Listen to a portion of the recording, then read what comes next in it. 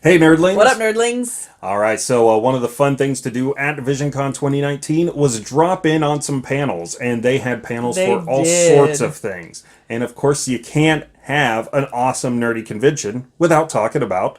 Comic books! Very many of them. So I do training things for a living.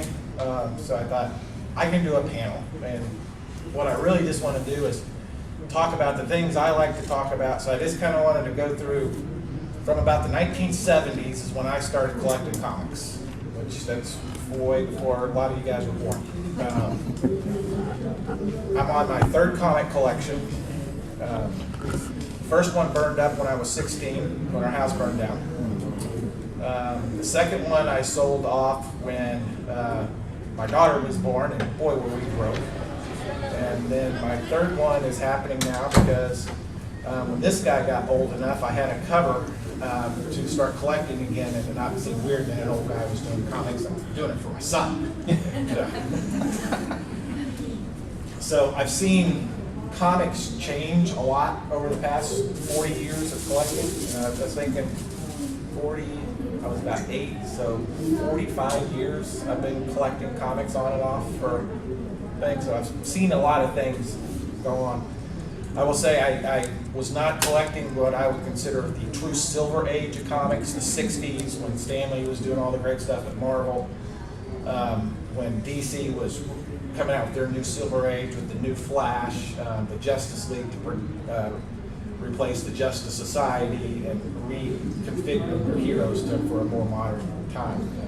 But I did pick it up about in the 70s, where the Comic Code Authority was still being enforced, but they were starting to get looser with it, and they were starting to really, the Green Arrow, Green Lantern, where the Speedy was a junkie and things like that were starting to happen around the points I started getting into comics.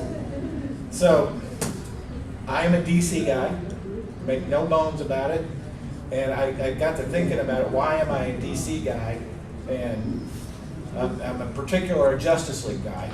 And one of the things that really got me started collecting comics when I started buying, and my first comic store was a little bookstore that was attached to the beauty shop that my mom got her hair done in every week.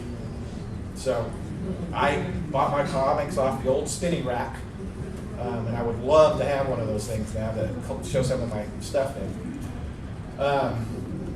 And this was one of the very first comics I can remember owning, if not about the first comic I can remember owning. And I can't decide if it was this one or this one. As I said, my original collection burned when I was 16, so as I've gotten back into collecting and I've got a little bit more liquidity for money than I used to, I keep trying to buy stuff I remembered from my childhood that were important to me. And one of the reasons I got to where I was really sold on DC is because I didn't have to worry about the backstory so much, trying to figure out what the characters were doing. Because at that point, DC was doing these 100-page issues where you got a new self-contained story in the book. And if it was a really good story, it may go over 2 issues. Not one, but 2 whole issues. These days, we're lucky if we get an arc over 6 to 8 issues before you know what happened. Back then, 1 book, we had it done. But what they also did was they do reprints. So in the 70s, I was reading the stories of the Justice League from the 60s. So it gave me a lot of context of what happened prior to what I was reading today, so I could fill in the backstories of what the characters were, who they were, and what they did. And I could kind of see the changes they were going through as they were modernized. So the Justice League did this. And I will say, the more I think about it, this was my first one because it was a Christmas story, and I highly remember it because my first Green Lantern wasn't Hal Jordan, it was John Stewart. And he was the Green Lantern that had, because Hal Jordan slipped on a bar of soap in the shower. So it wasn't just the Justice League that did that, though. There was, Action Comics did it. I've got I picked up some of the old Batman family and stuff that they did it as well. So it was a good way for a new collector to really get backstory and content for what they were reading, so they understood what it was.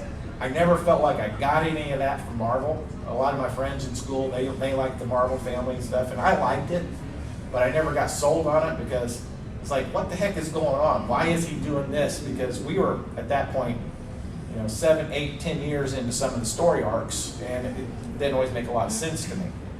So I got stuck on the DC family. I am still a huge Justice League fan. I'm one of the minority of people that love the Justice League movie because I've literally waited since I was 8 years old to see that. And it was, it had its fault, but man, for me, that was just like, wow, the future is now kind of thing. I will say one thing DC is doing, which I kind of like, is they're partnering with Walmart. I don't know if you guys know this, and they're coming out with these 100-page books again. Now, notice I paid 50 cents for these. These are $5 now. But you get a new story plus reprints of some of the stuff that happened in the new 52 to get you more content. I think it's a great idea because it's putting comics and the stories in the hands of a lot of kids that otherwise may not get to a comic shop. Because small town we live in, there are no comic shops. Closest one is Springfield, an hour drive away. So I think I really applaud them for doing this. And they should have said this again, please comment. I don't want to stand up here and just lecture. That's not what I'm here for. I'm here to have a conversation with people that like the stuff I do. Since I really got back into collecting again, my holy grail of comics has been this. And this is a reprint. This is Brave and the Bold number 28. This was the first appearance of the Justice League of America. And just because I'm such a Justice League guy, I don't want Justice League. I do want Justice League number 1, but what I really want is this one. This is the first time they ever appeared together as the team. And I will say I was fortunate enough that Destiny tricked me into buying it at Planet Comic-Con in Kansas City in March. My son will vouch for me. It was Destiny. I've never seen one before, ever, and I ran into 3 of them within a 15-minute time period. And the last guy, when I lowballed my price, he said, yeah, okay. What was I supposed to do? So, in the 70s then, the comics stayed pretty consistent. They were family friendly and but you could tell the writers were starting to stretch for ideas that, Superman, by the late 70s, early 80s, he'd been around for 40 years. And, there's only so many Toyman stories you can tell and so many Lex Luthor stories. So one of the biggest things that they started doing, and this happened in the late 80s, when this really started, is they started rebooting the characters, which was just kind of, is almost sacrilegious in a way. I was very, as much as I like what this Superman character is now, so I was so mad during the New 52 when they changed him. This was a big deal for people from my age group that had been reading the old Superman for 10 years.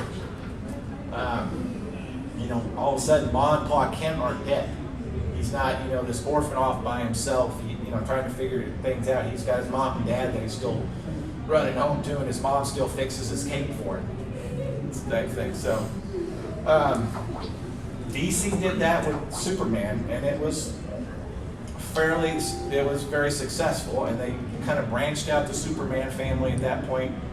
And Superman was the go-to guy in the DC family, had been all along since the 38, when Action Comics number 1 came out. That's really my holy grail, but let's be serious, that's never going to happen. I don't have a spare $1 million, $500,000 laying around for that.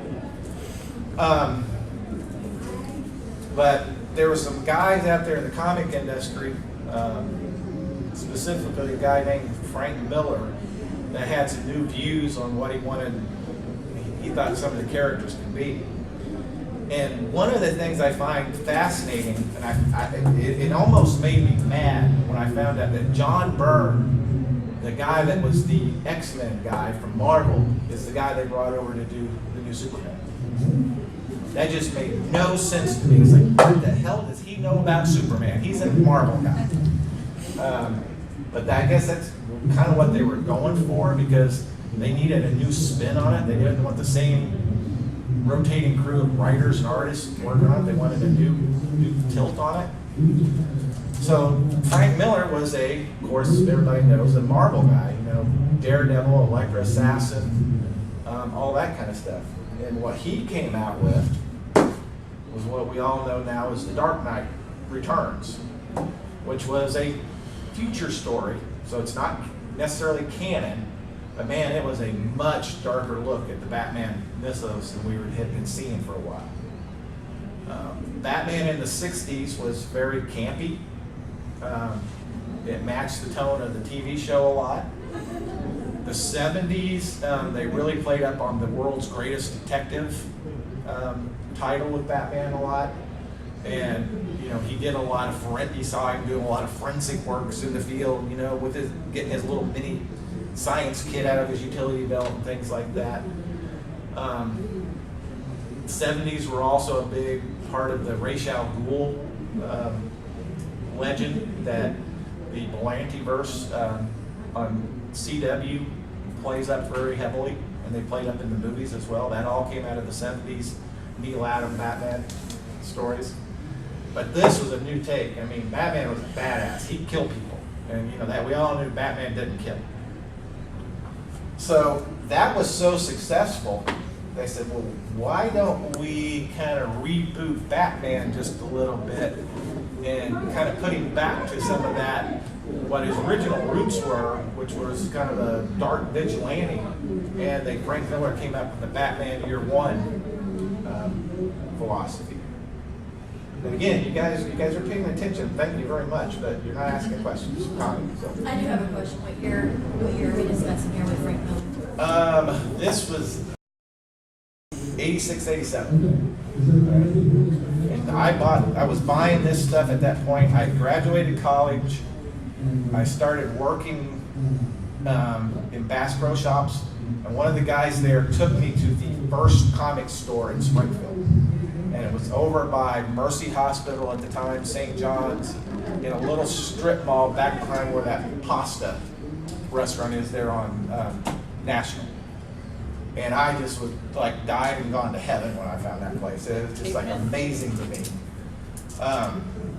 So this was 80s, this was late 80s as well that they started doing this. I believe this was 92, something, no. And this would have been 80s as well. Yeah, I'm jumping ahead. So this was successful.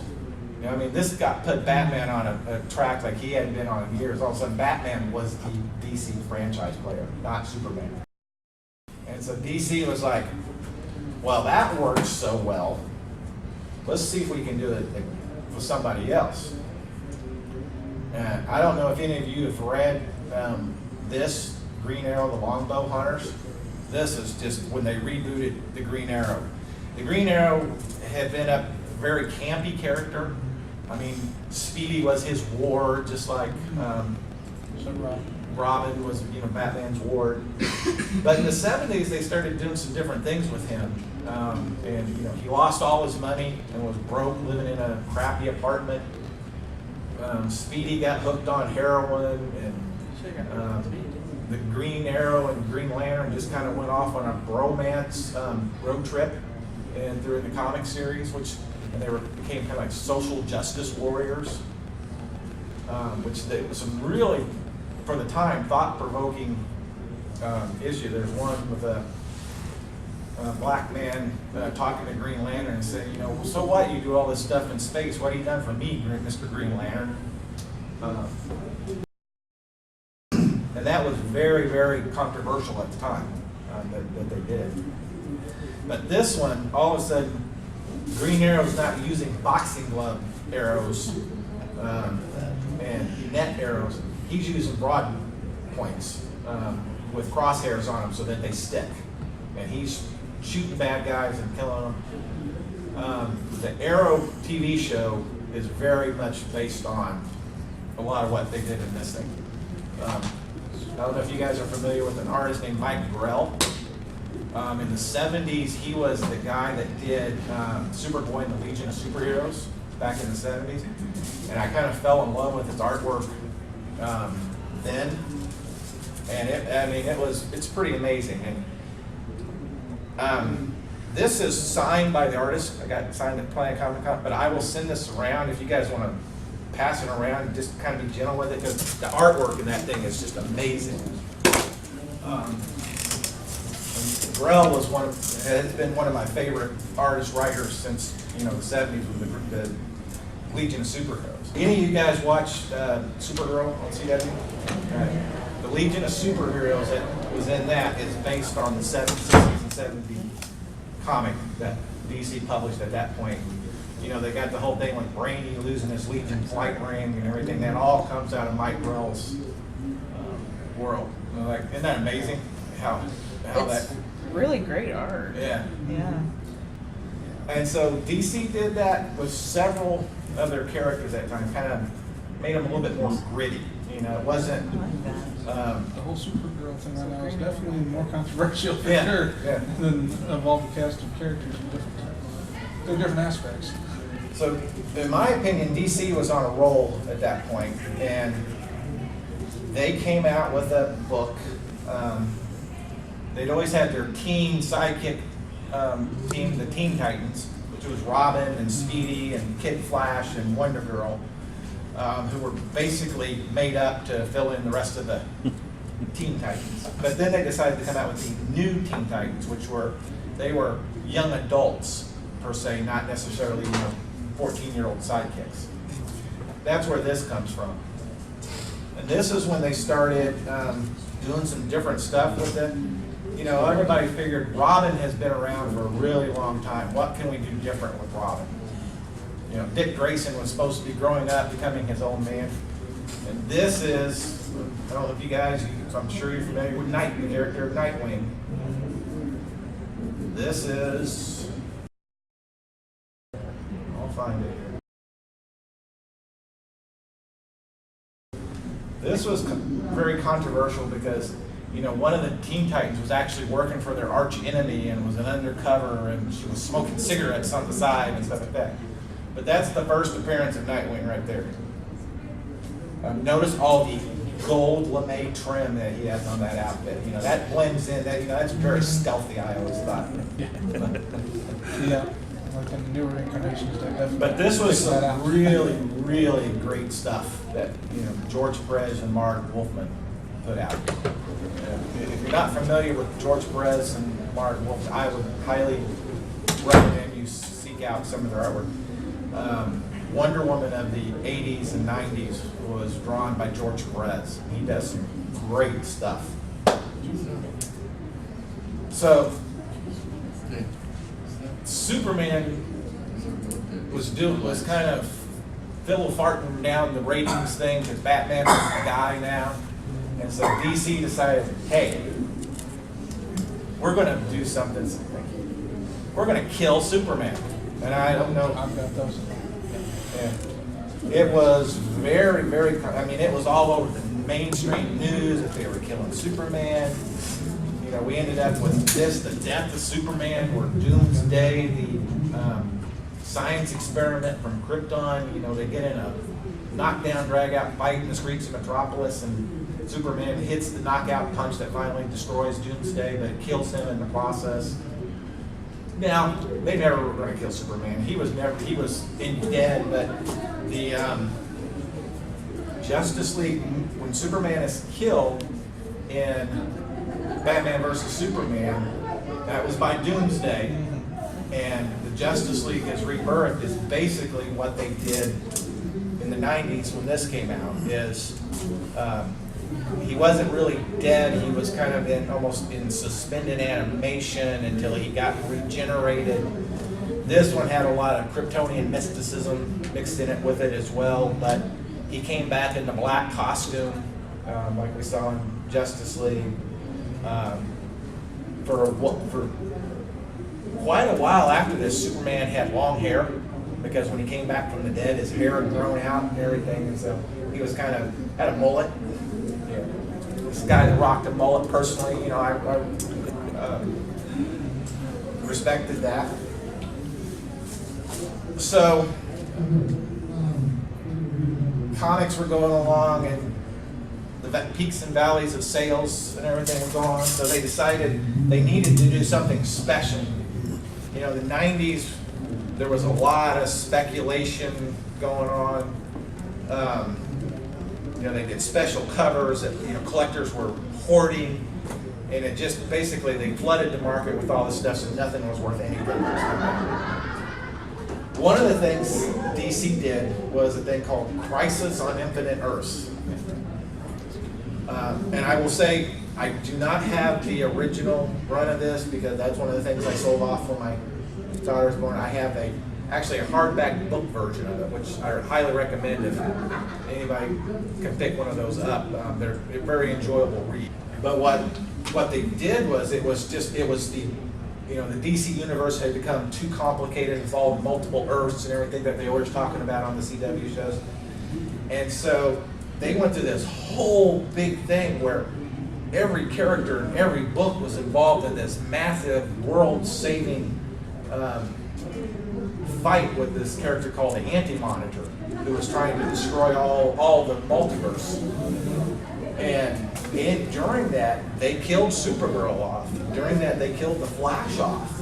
And the Flash stayed dead for a long time after that. And at the end of it, the multiverse was gone, and there was just one Earth now. And so they had all this continuity problems that came about it, because, you know, what about the Justice Society? You know, where were all those guys? And, you know, the Captain Marvel, you know, the real Captain Marvel, not that girl that's on the Marvel side, but the guy that says Shazam. You know, where were his characters from? Because they were all in their whole separate little universe. And so it created a lot of problems, and DC ended up, all the follow-up crisis that DC had over the years were trying to fix the continuity problems they created when they did Crisis. They ultimately brought Supergirl back, but in a new form. You know, in this new reality, she had never come to Earth, so she hadn't really died. It was, you know, came back in later. They are having a really good time in there. You guys sure you don't want to go over there? So I mean, it was complicated trying to keep up with this thing, and you know, I about went broke trying to buy all the tie-in stuff that you had to buy to really keep up with the storyline. Well, it worked so good for DC. Marvel said, "Yeah, hold my beer." Several times, actually. And I'm sure you've all read Civil War, and you know, it's a masterpiece. I mean, I will say, in some ways, they did it better than DC. They learned a little bit from their mistakes. They didn't make it so world-changing as DC did, but they would use it for reboot opportunities when they did this stuff. There are some, you know, they were very, very good at having moments in these comics that still, to this day, hold up. Captain America Civil War airport scene all comes out of this. You'd think if I'm going to talk about these, I would have bookmarked them ahead of time. Oh, that. With the Punisher holding the Peter Parker, just with the holy living beat out of him, and you know, nobody in the heroes really like the Punisher. They think he's as bad as most of the criminals, but you know, he brings Peter Parker into the secret lair, and you know, this man needs a medic, and I mean, that's just, I'm waiting for that scene to be created in a movie at some point. That's going to be massive. And this, it follows along Cap, he was very independent in all this, and he was against Iron Man, just like in the movie and all that kind of stuff. Has everybody here seen Endgame? Yes. Yes. Cap is worthy, right? Oh, yeah. He finally also got to say Avengers Assemble. We've been waiting for that too. That was, like I said, just because I love DC doesn't mean I don't like Marvel, and I love the MCU. They've done a fantastic job with it. That was the best scene throughout the whole series, as far as I'm concerned. And also Cap getting his happy ending, which yeah. yeah, That was nice. that was very good. And America's ass was pretty nice too. Yeah. I just like that he acknowledged his own career. Yeah. That was nice. That felt like a little bit of the Human Torch moment when he was playing I felt like that was that character popping out of Cap in that regard. Yeah. I will say there's a period from about this point on, I was not in the comic collecting business. Internet was starting up around then, so I kind of kept up with what was going on in the comics through the internet. Just kind of would read synopsis, and if I was in a bookstore, I'd go to the comic section, just start flipping through. While my kids were over in the kids section playing around, I was in the comic section. Again, when my son over there got to be 8, 9, as a good parent, I was going to bring him into the comic world, so I started collecting to have something to do with my son together. And that is when we started geeking out together. We started coming to cons together and stuff like that, which I see you two do the same thing. This was one of the things that got me back into. I was not a big fan of the New 52 because of the changes they did, but I love this Forever Evil. With the crime syndicate from Earth 3, which was an old Justice League set of villains, came to our world trying to take it over. I mean, the artwork in this, Jeff Johns drew it, wrote it. It's just phenomenal. And it led to some big changes in the DC world. Well, biggest one being that all of a sudden Dick Grayson's secret identity was revealed publicly. So everybody knew that Dick Grayson had been Nightwing. Now, why nobody figured out that Bruce Wayne was Batman, I am not really sure, but we won't go into that.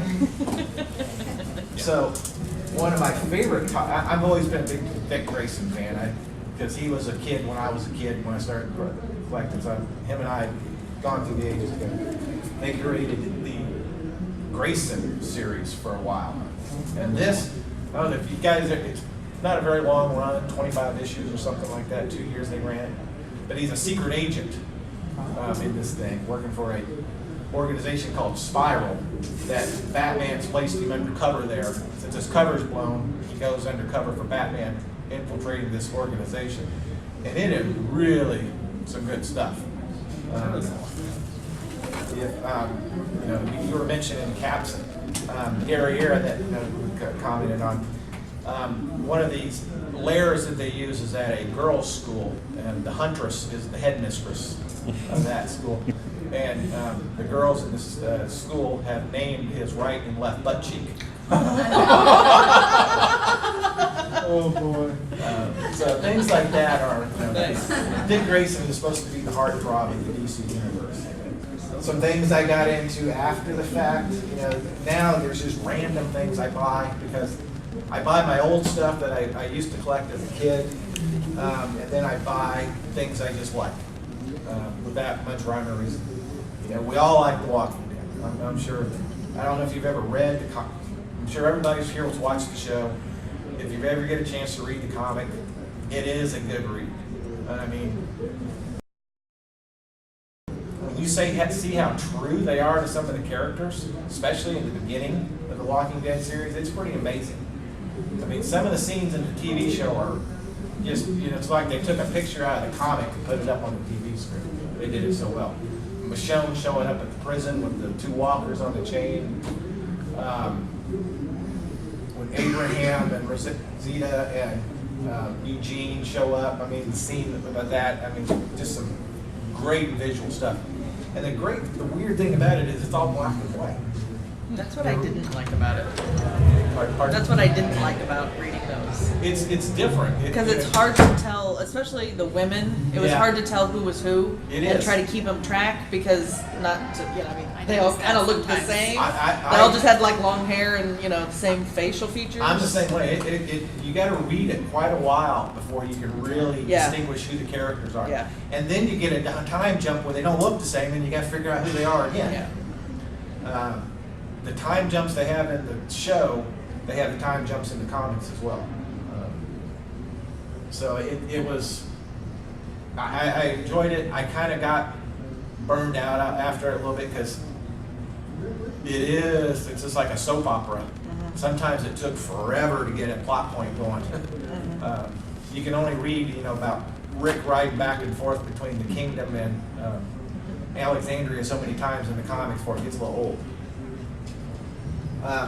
As I've mentioned several times before, was not a fan of the New 52 per se. I liked a little bit of it, but a lot of it I didn't. So I was really happy when DC, kind of like what they did with all the other crises, they said, okay, we're going to fix some of the continuity stuff we screwed up on that last reboot. And they did this Rebirth set of books. And one of the biggest thing is Superman got his red trunks back. I'm sorry, it just never looked right to me. You can make all the underwear on the outside. Superman's supposed to have red trunks on. So that happened. And again, they fixed some of the continuity things. And I think there was some great art and stuff that was done when this all came out. A lot of the stuff I buy now, again, like I said, I buy it because I like it. I mean, who's not going to like a Batman and Teenage Mutant Ninja Turtle? Nice. I mean, this. I remember showing this to my son, and he was like, "What?" And I was like, "Exactly." But you know what? It works. Yeah. It is a really good story, and there's a scene when Batman meets him, and Donatello and Batman are training together, fighting, and what's the rat's name? Splinter. Splinter is saying you're misjudging him. You're taking him too lightly. You better be careful. And Batman says, "Don't worry." Donatello's, I forget how it goes. Batman says, "Don't worry, I won't hurt him." And Splinter goes, "I wasn't talking to him, I was talking to you." And at that point, Donatello flips him across the room. And there was some really good stuff in it. So I would encourage you to, again, it's a mini run, so it's like 4 issues, so you can pick it up at a store for next to nothing. When I'm at the cons, I do try to support our local artists. This is Adam McLaughlin and Kevin Watkins. I'm sure they have a booth here. This is their werewolf comic. Black and white, but it's locally written and drawn. I go down to their booth and check it out. There's a local artist, Colin Bunn, that's from around here. This is his werewolf book. 6-series mini run. I can remember the first year my son and I we came to the VisionCon. Colin Bunn was one of the featured guests, and we sat in a room this size with fewer people in this, and really had a one-on-one conversation with an artist and writer for Marvel, who is now, I don't know if you guys, he was one of the big time Marvel writers in the industry. He's been given a lot of different series, so he's a big name, and he still shows up to local events and stuff like that. I mean, it's just, for Springfield, it's really cool that we have access to a guy like him. So I try to support him whenever I can, because he still supports us, even though he probably doesn't have to anymore. And then I guess I don't buy a lot of regular series anymore. I buy what I like. And that cover right there, of all the covers put out in the past 2-3 years, that's my very favorite right there. Because in some of the rebooting, the Justice Society went away. And this was Jay Garrick breaking through the timeline, then the Speed Force to show back up in our reality, but Yeah. the main DC reality.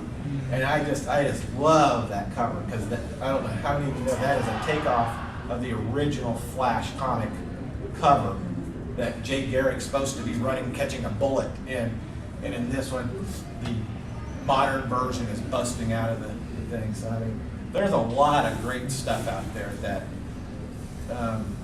the comics had to change a lot because we are such a visual society now, because we have all these great superhero movies. So there's a lot of great splash pages and stuff out in comics these days, and that's kind of what I'm a fan of the heroic moment.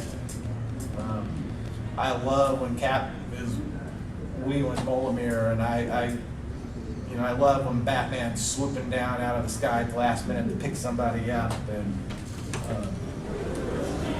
Superman does whatever he has to do to try to save the people around him. So moments like that are why I still like collecting and reading the comics. And I'll say I don't read, some of them I don't even read. I just buy them because I like the covers so much. And I collect them for that very reason. At some point when I have a full room for comic collecting, I'll be framing a lot of stuff like this, hanging it on the walls. Right now, the boys' bathroom at our house is the comic book room, where I have all my I have metal signs and stuff like that up on the wall. But someday I hope to be able to have a big wall of nothing but comic book art and stuff across it. So have you read any of the one-offs on some of the characters, kind of the what-if type? Was Superman has the red sun? Oh yeah, I'm a big fan of those too. If Yeah, you guys are looking for good that was a reads, good one. DC's Elseworld series is really good. I want to make a suggestion for when you want to frame those. I'm an archivist, so I know how to preserve originals. I would suggest making a really good color copy, keeping your originals under lock and key. And I know that because my daughter is an anthropology student and has a graduate minor in museum studies, so she's already told me the same thing. Okay. I collect sheet music from really? the early 1900s. Oh, cool. For the cover, Yeah. I couldn't play a note, but I love the art on the cover, and I just take them to the public library, make a copy, and frame them, put them up in my house. And that is something I didn't bring with me, was some of the Elseworld books I got. The Supergirl story with the Russian doppelganger, that is partially based on the Elseworld story of Red Sun, which is the story of what had happened if Superman landed in Russia instead of Kansas, which is a great read. And there's Batman by Gaslight, which is Batman in Victorian England time period, chasing the Jack the Ripper. Stories like that. I would totally read that. Oh, It's really good. And They've actually done an animated Yeah, version. they've got of the it. animated got the version. animated. I didn't know there was a print. I've seen that, so I've seen print and stuff. And then there's the nail. It's what if Mom and Pa Kent's truck picked up a nail and had a flat tire, and the government made it to Superman before they did. And so there was no moral compass of Superman to lead the Justice League. What do they turn into? How are they different? Yeah, they did What's some- your opinion on James Gunn's movie that's fixing to come out, Brightburn? Do you know anything about that? I don't believe I did. Which one? Brightburn. No, I don't. Basically, it's a take on what if instead of Truth, Justice, American Way, Superman as a child used all of his powers for evil. And he became murderous and vindictive, even worse than anything Batman could ever become. Very interesting. It's basically a superhero for him. Wow. I've seen him. I'll- Now that you're saying. Also, yeah, I haven't seen that at all. I'll have to check But I that mean, out. he's got like a full face mask and everything, and he's just a child, probably like her age. Yeah. And what if he was just somebody that had no moral compass, didn't have any guilt for anything that he had done. Right. His His parents, even though they're portrayed just like the Kents were, try to bring him up with the good, wholesome values and everything. Just he has no conscience. I'll have to check that out. I'm big. James Gunn does some great stuff. You know, the Guardians of the Galaxy and Suicide Squad. Suicide Squad was a great movie as far as I was concerned. He did a good job on that. So I'll check that out. Thank you.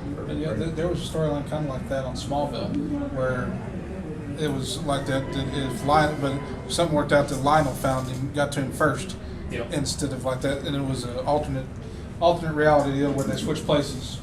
Where he switched places with his doppelganger, and then went over there, and the other Clark was like that. Well, there's a mini series called Public Enemies, and that is the Legion of supervillains who are the arch nemesis of the Legion of superheroes in the future come back in time and take control of Superman and Batman when they're kids and train them to be basically emperors ruling the world through their, power and thing, and that's very. But that even sounds. Yours sounds a little bit more dark than this one was. So I'm curious to check that out. So that's always fun. I think to take the characters we know so well after 80 years, literally Batman and Superman, and put them in different situations. Yeah. So. If anybody's got anything they want to bring up they really like about collecting, yeah. What would you describe as the worst comic you've ever read? It's like Captain Rabbit or something like that DC put out. Oh my! It was supposed to be just a spoof where there was anamorphic animals. We had all powers and everything. Oh, it was terrible. I mean, I just couldn't bring myself to finish one issue out there. Yeah, I mean, I'll have to look that up, see what exactly, but it's something like that, Captain Rabbit. I want to say the Funky Bunch, but I know that's Marky Mark. Wow. That might be an awesome comic. Marky Mark and the Funky Bunch. So, as far as my favorite comic I ever read, that's a tough one. I don't know that I can put it down to just one, but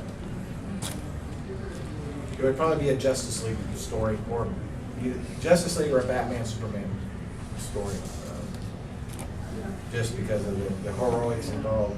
But the Teen Titans stuff, new Teen Titans, they got some great story arcs as well in there. So, how about you guys? What's your favorite arc? You asking me? Yeah. I actually, you're probably gonna kick me out now, but I have just seen the movies. Oh. And I kind of came to this to see what's in the comics and how it differs from what I know. Yeah. So, sorry. Well, no, and a lot of what's in the comics today, you start seeing the influence of the movies and the TV shows. Subtle ways they start, Oliver Queen looks a lot more like Stephen Amell in the comics than he used to. Interesting. Some of the characters from the show will show up in the comics. Like prior to the Arrow TV show, Diggle was not a character.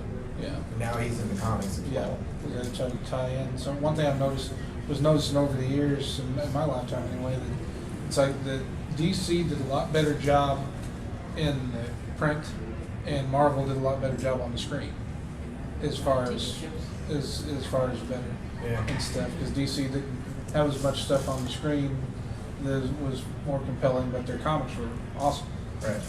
And I will say DC does a better small screen show Yes. than Marvel. Yes. DC But is Marvel DC, by yeah. far has As far as, the movies, yeah. Aside from the Russo brothers and Kevin Feige are freaking geniuses as Yeah. far as I'm concerned. So Marvel Agents of S.H.I.E.L.D., I enjoy that one a lot. Yeah. So, versus as far as small screen Marvel, that is really good. What, in your opinion, has been the best adaptation, like screen or film or TV adaptation? Captain America. That's probably as true of adaptation as you're likely to ever see. My personal opinion. The Flash is pretty good too. I mean, they The TV show? yeah, the Flash TV show. The new Flash TV show or the other Flash TV show from the 90s, 80s and 90s? Not that one. Because that one, what that one did, it took the Flash that we were reading at that time, which was Wally West, and Barry Allen, the old Flash, and characters from both of them, and mushed them into one thing. And it just didn't work on so many levels. The new Flash. But the new Flash, I think that they do a good job. They had to take some liberties. Barry Allen did in the comics never had this team that he relies on on the show. But yeah, there's only so many times you can show Barry Allen running fast on a TV show. And since they were spinning it off from Arrow already had the team, Right, so they was kept with the team concept. But the whole thing, Barry's always late. For 40 years, that's been the joke that the fastest man alive is always the last guy to show up. So that was done really good. In some ways, Arrow was done really well as the first season or two. And again, that ties back to that Green Arrow. So I think First that's season- season 4 they started taking quite a few liberties. Yeah, the first season of Arrow was very, very close to this in some ways, I thought. But then, the whole Felicity, that's a character who's never been in the comics. Black Canary is Green Arrow's thing. And that was, Black Canary and Green Arrow were so tied together in the comics that in the New 52, they weren't an item. And that was one of the things in the Rebirth series that they did. They actually, so many people were pissed off that Black Canary and Green Arrow weren't a couple, that they kind of just like, there was a magic moment that, they looked at each other and it's like, we're supposed to be together, and they were, they fixed it and stuff like that. But, so they've all got their points, but I would say nothing compares, I don't think, as well as Captain America as far as true to the comic book. I grew up watching the Michael Keaton Batmans. I noticed that kind of coincides with the Frank Miller coming out. How close are those? Or Not very close at all.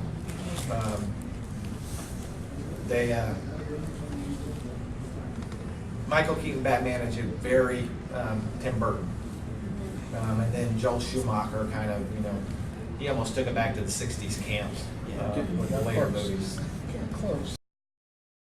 Now, the big thing out in the geek world now is, they want to make Batman Beyond and make Michael Keaton the old Batman character. That would be cool. Yeah.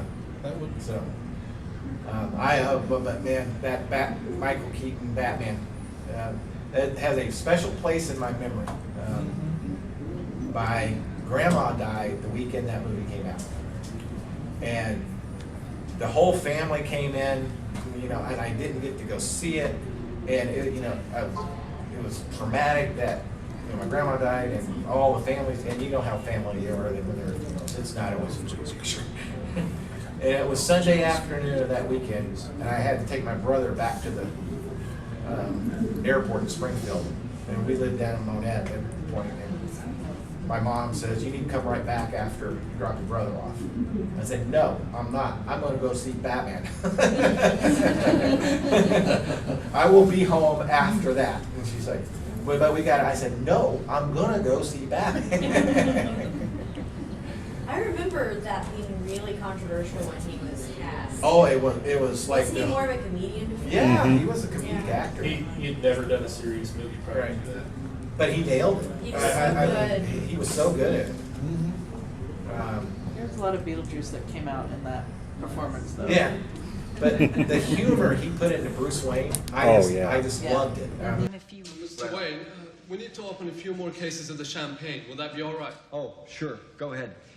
Open what? 6? 6? Yeah, 6 is good. Okay. Yeah. It's great. 6. Thanks. Anyway, are you going to be staying in Gotham for a while? Bruce Wayne has to have a little bit of a sense of humor to offset what the Batman is when he's under the mask. personality. So I thought Michael Keaton, even though he wasn't tall enough, nailed it in so many ways. The second answer to, besides Captain America, Christopher Reeve's Superman. Yeah. Oh, I grew up on that too. That was Christopher Reeve's, especially the first two. That was very, very true to the character. I mean, to the point. I mean, the mannerisms he used, some of the stuff he saw drew in the comics. That being said, some of the funky powers all of a sudden they had in Superman 2, like throwing his chest shield off. That was a mild inconvenience. What was that?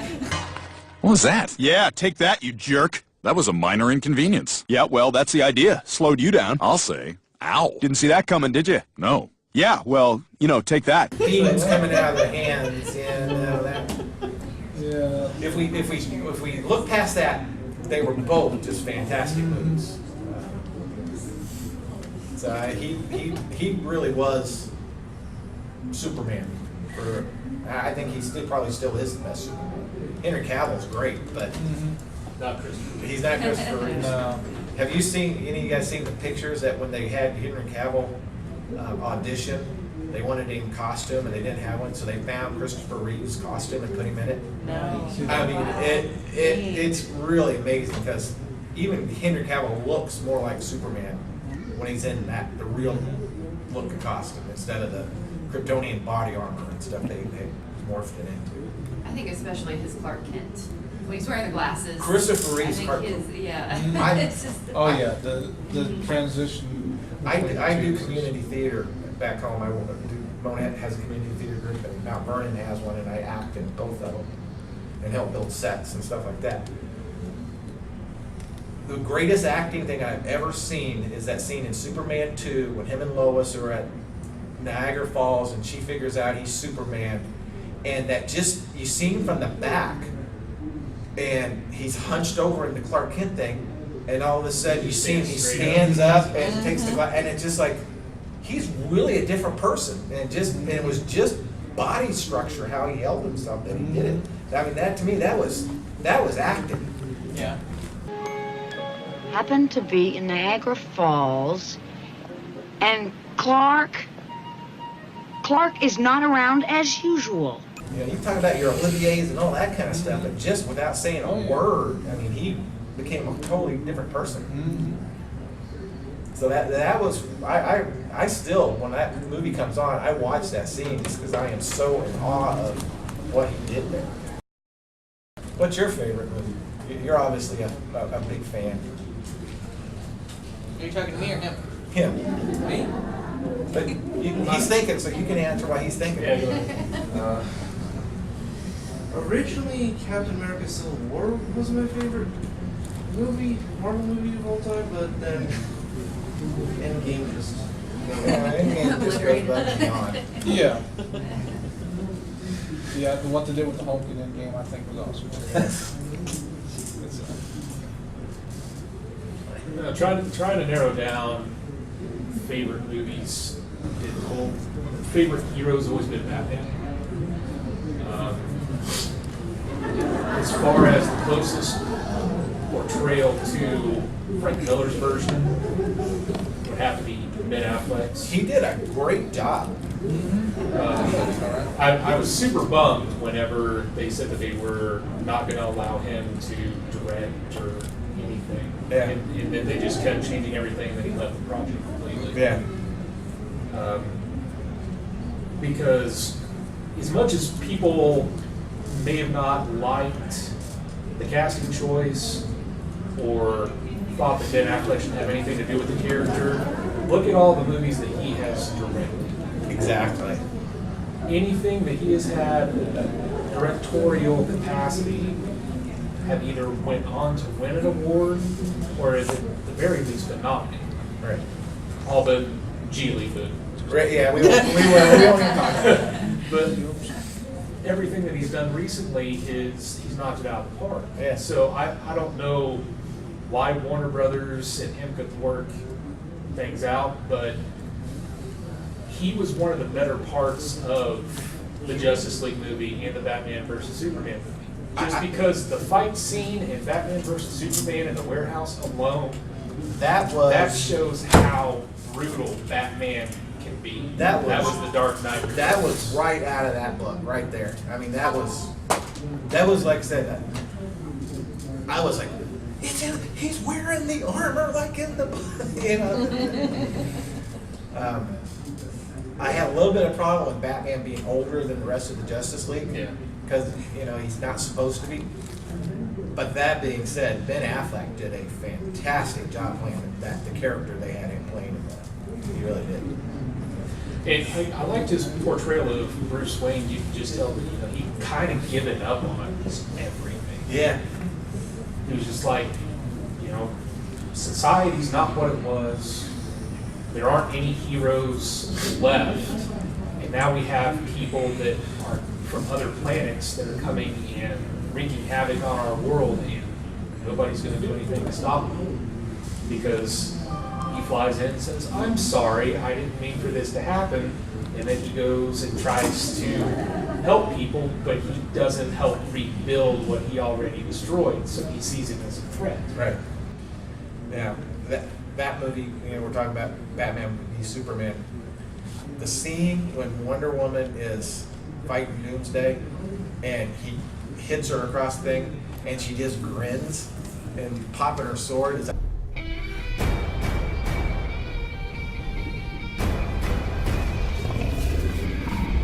Yeah, that was so. Which also brings me to another scene. How about the scene in Wonder Woman when she's walking across no man's land? Oh, I mean, like when you talk about the visuals of it all, that's one of the ones that's like, yes. And that music. Yeah. That when that music just starts. Exactly. And it's her theme, and it's just like, oh, okay. Yeah. I love stuff like that. Yep. That's a good question. Speaking on the Batman stuff, did you see the preview and before the movie about the new series about Alfred? Yes, I saw Has there been anything in print with that beforehand? Of Alfred's I've backstory? seen just a little bit about it that they said they were doing it, but there's not been a lot of. I was wasn't sure if in the comics if there's had been anything ever in the comics that you remember. And if you read Batman Earth 1, the version of Alfred they have in that is very similar to the version of Alfred that was in Gotham, who was an ex-SAS agent. Yeah, well, there's been so there is some tie-in to that. That was Alfred's background. Yeah, well, I knew that, but I just wasn't sure if there's been any in-depth anything on Alfred previously. Yeah. And in the comics, too, Alfred went toe-to-toe with Superman. Yeah. At one point. Yeah. So I'm looking forward to that. All right, I'll try. That's not my area of expertise, but I'll try. Okay.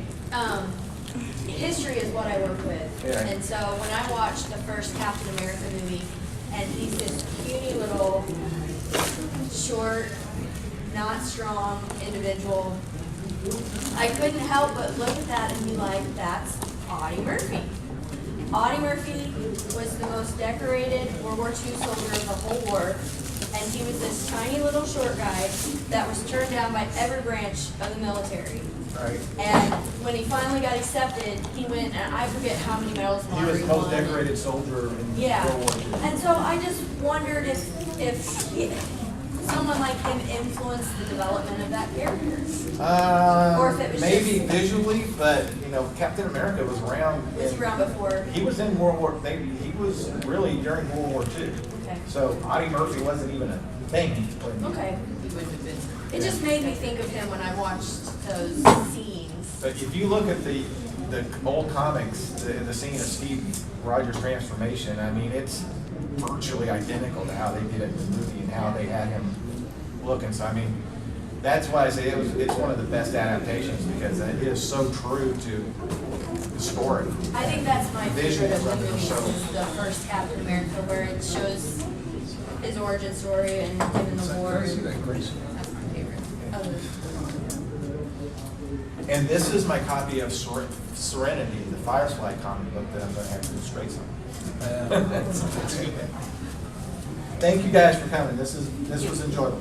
So that panel was comics through the decades, I was there. And let me tell you, Adam was there. Yeah. This is someone who has been a fan of comics for quite some time, and he got to check out some of the best stories that are still referenced today. Yeah, and it was kind of sad to hear about the fact that he had to start his collection over a couple of times due to either fire or, just flat out needing to sell them for money or trying to recollect them and everything. But he was very interesting, very informative. Even though he was mostly a DC guy, he did still like Marvel, and he can admit that you can like both things, and it's okay. And which is always nice. Yeah, he even was saying, there are some good things about Marvel. I mean, granted, he was still more saying that DC was better, but whatever. I mean, I'm a Marvel girl, but I do like my DC. But I will say the one thing that I took away from this whole panel was, I just wanted to leave and immediately go home and read the comics. It was one of those things that, I love my comics anyway, but it was just, he re-sparked the spark I've already got to go home and just read comics, even though I knew I had to go to bed and do some more, work for the show and everything. But it was just, I just wanted to read comics after that. Now, just as a note, Adam does not work in the comic book industry at all. He is just a comic book collector and fan who wanted to share that fandom and let people know about his experience with comics as he grew up. So it was really cool that he brought some of his books in to kind of demonstrate what he was talking about. And of course, in the video, anytime I could, I was trying to drop in some images to help give you guys some reference to what he was talking about. And this was someone who really knew his stuff, whether it was the names of some of the writers of some of the stories he liked, or some of the artist names from the images that he liked so many years ago. And it was just a lot of fun. It was one of those things that this was a panel that could easily resonate with you if you liked any kind of comics, because you're just talking to someone, listening to someone talk about what you both enjoy so much. I did think it was kind of refreshing, though, where he was like, I know everyone hated it, but I was super excited and loved Justice League because it's something I've wanted to see on screen. And, we can all agree to that. Sometimes it may not be the best adaptation, but you've been looking for it since you were 12, and so you're so excited. Yeah, sometimes you just want to see something on the big screen, and if it doesn't work out, well, at least you got to see it on the big screen. Exactly. All right, nerdlings, I would love to hear some of your comments about any of the books that he talked about in his panel, and leave those comments down below. Give the video a like. Be sure to subscribe, hit that notification bell, because we've got more VisionCon goodness coming your way. Don't forget to like us on Facebook, Twitter, and Instagram so that you can be notified of all the VisionCon goodness coming your way. And go over to TeePublic and pick up our merch because we want to see you in our shirts. And remember, nerdlings, if we like it, we nerd it.